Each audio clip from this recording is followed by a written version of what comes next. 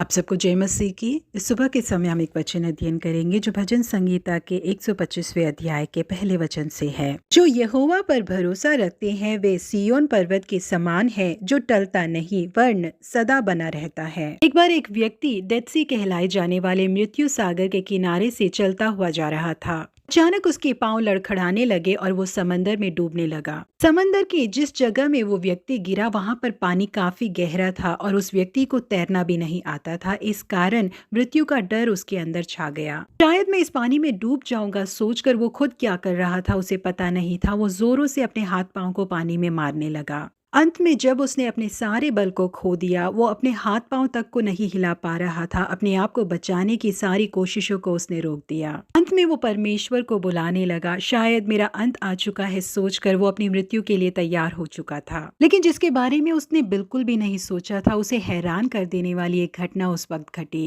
जिस समय वो कुछ भी नहीं कर पा रहा था, बिल्कुल शांत खड़ा था, उस समय पानी अपने आप उसे ऊपर लेके आ गया। क्योंकि उस समय वो इस बात को भूल गया था कि मृत्यु सागर में बहुत ज्यादा नमक होता है, जिस कारण कोई भी व्यक्ति उसमें डूब नहीं सकता। यदि कोई व्यक्ति समंदर में से ऊपर की ओर धकेलने वाली पानी की ओर अपने आप को छोड़ देता है तो वो ऊपर आकर तैरने लगता है, बल्कि डूबता नहीं है। जी हाँ प्रिय परमेश्वर के लोगों, हम भी जो परमेश्वर की संतान है, इस घटना से एक बहुत बड़े सबक को सीख सकते हैं। अगर हम अपने बेकार के डर को और खुद की कोशिशों को छोड़कर हमारी चिंता करने वाले परमेश्वर पे पूरा भरोसा करते हैं तो परमेश्वर हमें संभालेंगे, क्योंकि उनकी हाथों से हमें कोई भी छीन नहीं सकता। परमेश्वर ने यशायाह भविष्यद्वक्ता के द्वारा इजरायली लोगों से बातें की और उनसे कहा कि लौट आने पर और शांत रहने में तुम्हारा उद्धार है, शांत रहने और भरोसा रखने में तुम्हारी वीरता है। लेकिन उन लोगों का मन ऐसा करने के लिए बिल्कुल नहीं किया। इसीलिए उन लोगों ने परमेश्वर से कहा कि नहीं, हम तो घोड़ों पर चढ़कर भागेंगे। प्रिय परमेश्वर के लोगों, यदि हम परमेश्वर पे पूरा विश्वास करके हमारी परिस्थितियों को उनके हाथ में सौंप दें तो निश्चय ही परमेश्वर हमें कभी डूबने नहीं देंगे। भजनकार दाऊद भजन संगीता के 40वें अध्याय के पहले और दूसरे वचन में कहते हैं कि